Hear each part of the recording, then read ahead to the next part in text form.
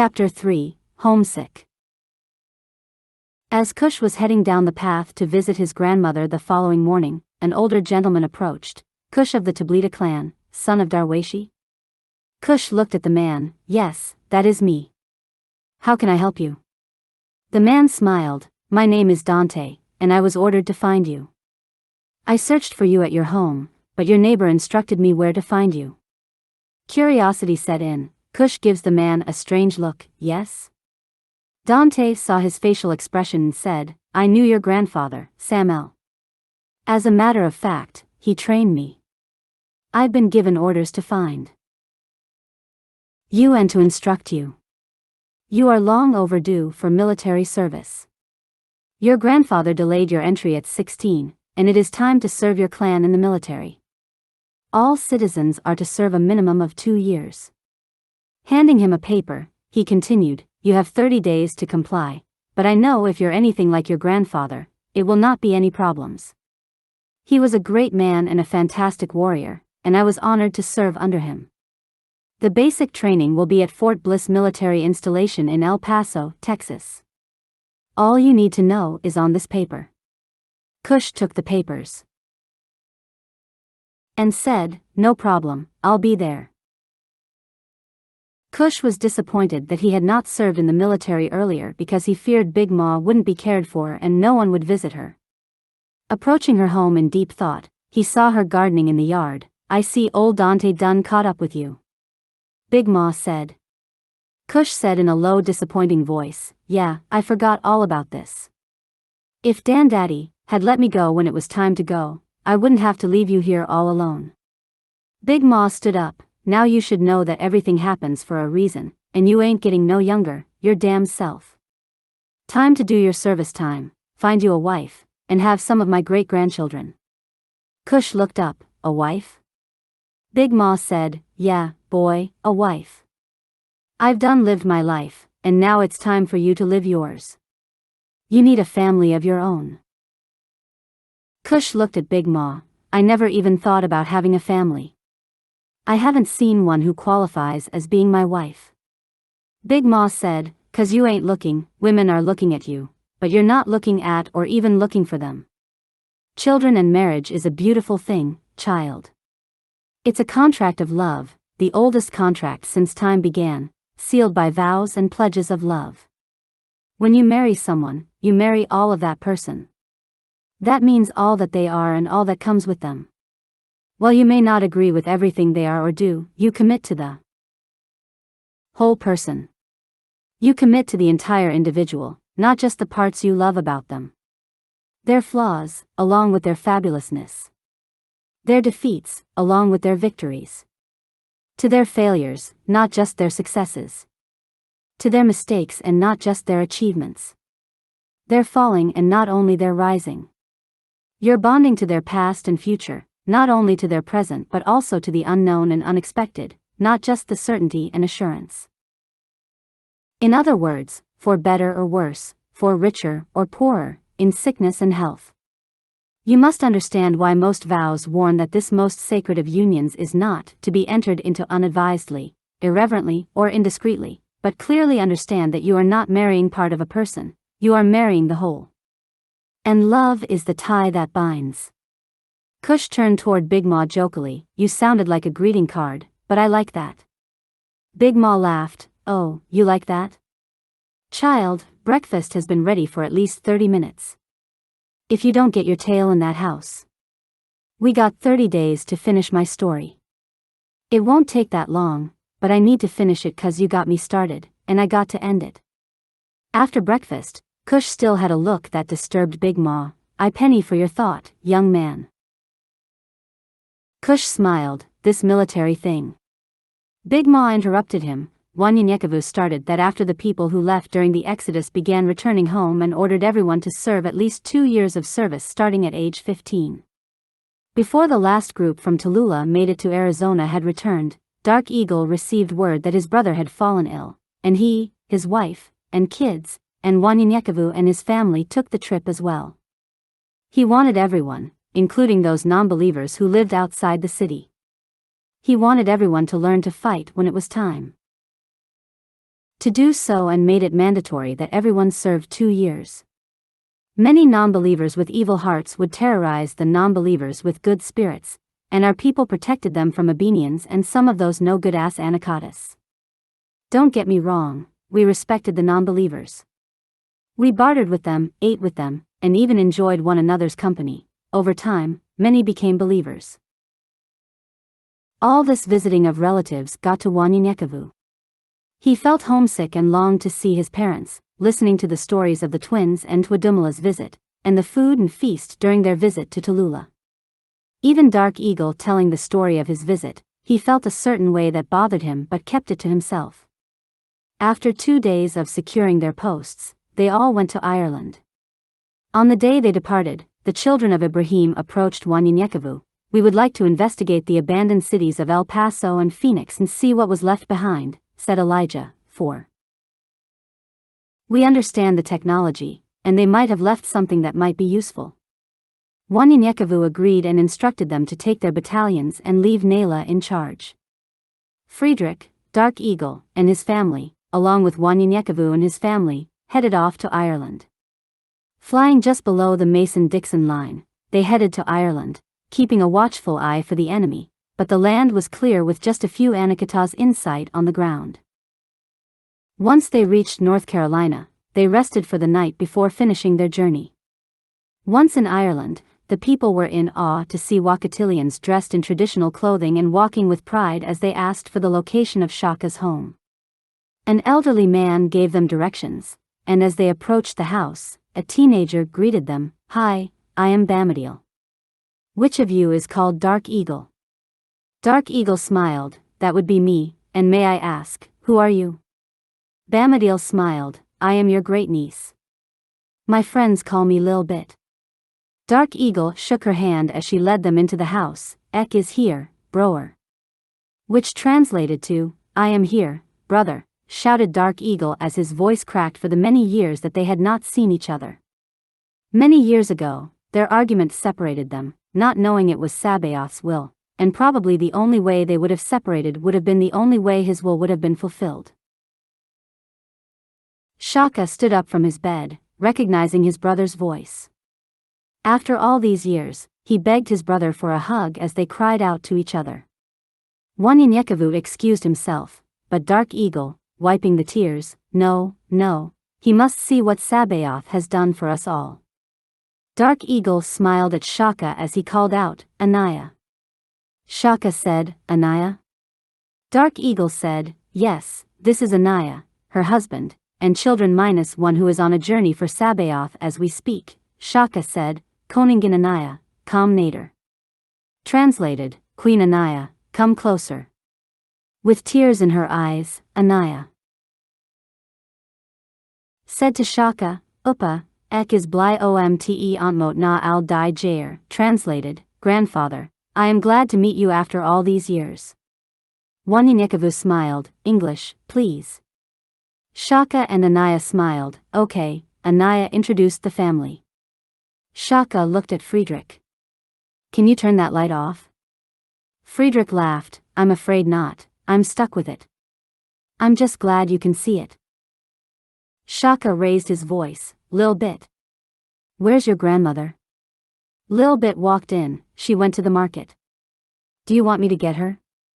Shaka said, "No, take some of your cousins here and tell everyone. Kinfolks are here, and a feast is in order. If you pass her, let her know. Come, let me introduce you to your cousin from the States. This is Anaya and her family." Bamadiel smiled and asked, "Are you here to find Ethan as well?" Shaka politely interrupted, "No, child, we have other business to tend to. Your cousin will return if Sabaoth deems it. I will tell them about Ethan. Now." "Gone, now." An elderly lady walked into the room and dropped everything in her arms. "Anaya? Anaya." The lady shouted as Frederick helped her to a chair, and the lady started crying, "You look just like your mother," said Lizzie, Shaka's wife and Anaya's grandmother. Wanyenyekevu couldn't take it and walked out of the room in front of the house as he thought about his family. After a short time, he saw some people gathering. Bringing food and drinks, some went inside, and laughter rang throughout the house. As the sun set, Dark Eagle, Shaka, Friedrich, and Wanyenyekevu sat around and talked about how the Abenians left so quickly, leaving so much behind. Shaka listened to their story and was amazed at what Sabaoth had done through his granddaughter. They, with the help of the Anacondas, fooled many of our people, and they gave up their lands to go to New York. But I had a strange feeling our people were going through hell. I didn't trust a word that came out of their mouth. Many of us starved to death, but I kept the faith. Wanyenyekevu looked at Friedrich, probably, what Abooksigun was called to do, but only Sabaoth knows. Friedrich nodded in agreement as music played and people started dancing. Come, let's dance. A woman approached Friedrich, and they all enjoyed themselves until morning. Grandma Lizzie, what can you tell me about my father? Lizzie smiled at Anaya, old King Joseph. He's still around, but no one goes to see him, for all his evil has caught up to him. They tell me he lives about 50 miles east of here and is just as fragile as your grandfather. Anaya said, I will go see him. For there are many questions I must ask him. Lizzie was concerned, take your husband, child. Anaya shook her head. I will take my entire family, for we are all warriors and are gifted. Before we leave, we will have a holy jeûne so that Sabaoth may bless us all. Anaya called her family the following day, and they journeyed to see the old king of Ireland. They came to a small wooden shack with farm animals scattered around the home, following the directions of Lizzie and Shaka. They all landed their sky craft near the front door. A fragile old man came out of the house. You are trespassing on private property. Before he could say another word, he dropped his weapon and started crying. Are you come to hunt me too, my dear Queen Anaya? Dropping to his knees, I'm so sorry for what I did to you. I was a man without morals and a king without honor. You would be the last person I see before death. Anaya's heart was heavy. I am not my mother, I am your daughter. Anaya is my name as well, and these are your grandchildren. King Joseph looked up. My daughter died many years ago. Anaya walked to the old king and helped him up. This was told to you so you would not look for me. Taking off the necklace from around her neck, she showed him the silver penny. Look, here is my proof. My grandfather Shaka was instructed to take these, and I gave them to your grandchildren. They hang upon our neck in honor of my people, especially my mother. King Joseph looked at Anaya. Why would you come and see me, and I had something to do with your mother's death? I didn't care about her death or the baby. I didn't care about you. I was heartless, and I've been paying for it ever since. Queen looked at Wanyenyekevu. He speaks the truth. He's sincere. King Joseph said to Anaya, come, I have something to give you. Walking in a hurry, he started trashing the house and shouted, here it is. Here, this is for you. I have held on to it all these years. I want you to have it. It's a picture of your mother. She was the only woman who made me change my ways. Anaya looked at the picture and thought she was looking at herself. She was beautiful, Anaya said as she passed the image to the rest of her family. Come, it's time for redemption. King Joseph shook his head. No, first, I must give you something else. Walking toward the box that held the picture, he pulled out a ring. This is your mother's. You must take it. The king placed the ring on the finger. Please do this for me, for you are the Queen of Ireland. I must do this if it's the only thing I ever did right in my life, and I will document it also. You are the true Queen of Ireland. Anaya agreed to take the ring, but now you must come with us. For we will fast and ask for forgiveness tomorrow. King Joseph looked confused and said, all I have to do is ask for it. Anaya and her children, yes, just ask for it. Wanyenyekevu smiled, ask Sabaoth, for a man might not forgive, but he will, as long as your heart is true. With tears in his eyes, King Joseph said, you can get your people back and proclaim yourself as queen and tell them they must return your people because of the trickery they have done. I will give you all The letters you need to do so. I'm still a king without a kingdom. My last duty will be righteous before I die. King Joseph ran into the small shack, grabbed a few things, and headed back with Anaya and her family. The people looked in amazement and confusion as they saw the once tyrant in their village. Wanyenyekevu noticed the stares and felt the heart of some of the people. A crowd followed them to the entrance as Dark Eagle and Shaka came to the window to see what the commotion was. King Joseph entered the home, but Wanyenyekevu asked everyone to go back outside.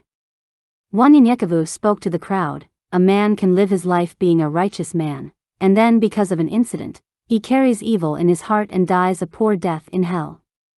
Also, an evil man can be evil all his life, change in an instant, and lift his eyes to heaven. You look upon this man this way. I cannot change your heart toward this man, but you can. My wife Anaya is his daughter, and this man allowed her mother to die without a word, but she has forgiven him. So, who is righteous among you? As the Torah has said, he who is without sin, cast the first stone. Queen tapped Wanyenyekevu on the shoulder and walked up. My husband speaks the truth, but tomorrow, we will perform the holy jeûne. I would like to show you all why Sabaoth has allowed this to be done. I have lived in the West all these years, and since this man, pointing at Wanyenyekevu, has come into my life, Sabaoth has made all this clear to me. I have seen Sabaoth work like never before, and it because of what happened here is the reason the Abenians are no longer in your area and only live in the North and South Pole. There are a few scattered, but most have gone off-world, but their plans remain the same to divide and conquer. They came to destroy Sabaoth's faith, and they are not finished, but you have to, no, you must be ready to fight this battle that is quickly upon us. Early the following day, a horn was blown, and everyone performed the holy jeûne as Dark Eagles and Wanyenyekevu's family, alongside Friedrich, helped the people. The spirit of Sabaoth came upon the people and started showing amazing signs and wonders. Even King Joseph spoke in a language he knew not of. King Joseph stood up in tears and called Wanyenyekevu and Anaya, as king of this land, I will make you my successor, and therefore my daughter shall be queen of this land and do the things her mother wanted to do for this land and all the people. The people cheered and called an emergency ceremony at the old palace. Using their new powers, they quickly made minor repairs at the castle. 3 days later, the ceremony began with the Wakatilians, Anacatis, and a few computans that had stayed behind. Wanyenyekevu and Queen were seated behind King Joseph as he approached the podium. Fragile and in pain, King Joseph spoke. I, King Joseph, make myself known today to undo all I have done to all the people of this land. My dear Queen Anaya has accomplished all she set out to do in her death, and I will finish it, for her, by giving my kingdom to a righteous man and my daughter, whose name is also Anaya. I allow my new Savior and my new God, Sabaoth, to rule this land with honor and respect. I have renounced all my decrees and given this land to him. My daughter and her husband, Wanyenyekevu, can do Sabaoth's will the way my wife wanted. Wanyenyekevu stood up and approached the podium. King Joseph presented him with a spear and a purple robe, anointed with holy oil, and received the clergy's crown royal insignia. King Joseph continued, Anaya. Queen approached the podium and was presented with a crown, and King Joseph looked into her eyes, Forgive me. Anaya said, I forgive you, Father. Then he turned to the people, Please forgive me for my evil and selfish ways as your king, and now your new king and queen is here. Wanyenyekevu said, All of this is unexpected, I just came to visit my sick wife's uncle, Shaka, and Sabaoth has blessed me beyond what I could imagine. I guess this will be a dual monarchy. Even though I am not a king in the West, I rule the land along with 11 others. We will follow the same policies, exist in a customs union, and have a combined military, but my children will govern this land. They are righteous and have good hearts. Until this becomes as strong as it needs to be, everyone from 15 to 35 must join the military ranks for at least 2 years until they become a great and strong nation. I will send others here to train those who need it, and the Abenians will never again invade this land. I promise, through Sabaoth, I will get those of you who lost your sons and daughters to the trickery of other lands on this planet. In the West, we are no longer separated like before. We were once Computans, Wakatilians, and Anacatas, but they call us mestizos, and that is what we are from this day forward. Big Ma stood up and stretched. Yeah, Wanyenyekevu and Queen encouraged the people and introduced them to their children, and they cheered. A celebration was held throughout the land like never before. Wanyenyekevu, Queen, Friedrich, Dark Eagle, and his wife returned home and left their children behind, except for Jayla and Anaya. The children of Ibrahim took over El Paso and Phoenix and made military installations out of them. They found a cache of artillery, and their territory expanded throughout the south. As they were lecturing about their findings and improvements, Big Ma sat back down. Not long after they returned, old Wanyenyekevu was heavy-hearted, and Friedrich noticed his pain. What is wrong? You've been down before and ever since we returned from Ireland? Wanyenyekevu said, It started when we visited your home in Africa and then when the people returned from Tallulah, but when I saw the look on Queen's face seeing her family in Ireland, it added to my pain. I'm homesick. I was told I would never see my family again, but that is all I want to do now. I have obeyed Sabaoth all of my life as far as I know, and I think I have fulfilled my duties.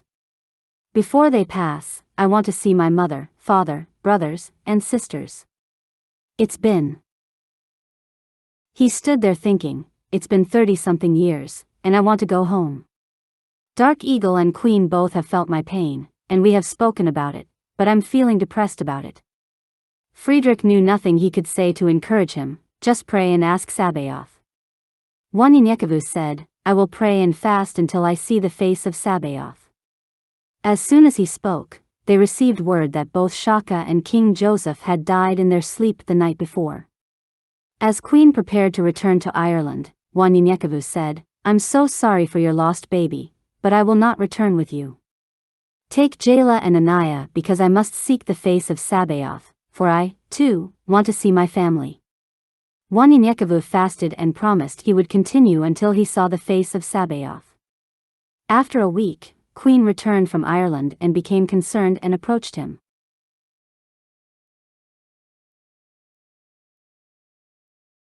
You have fasted too long, and I can see that you are too weak, and I fear for your life.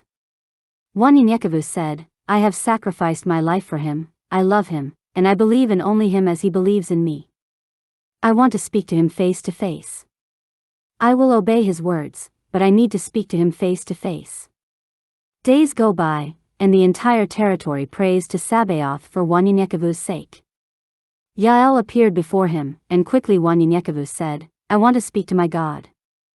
Mshika, the son of man, appeared before him. A man who rules over 2 nations asks to see the Creator. Is this not enough to know you have been found with favor? Wanyenyekevu said, We all know that that which is earthly is only good on earth. I seek spiritual things, and my love for my family is what I long for. Mshika smiled, To see my father is death to human flesh. I am your attorney. Speak to me.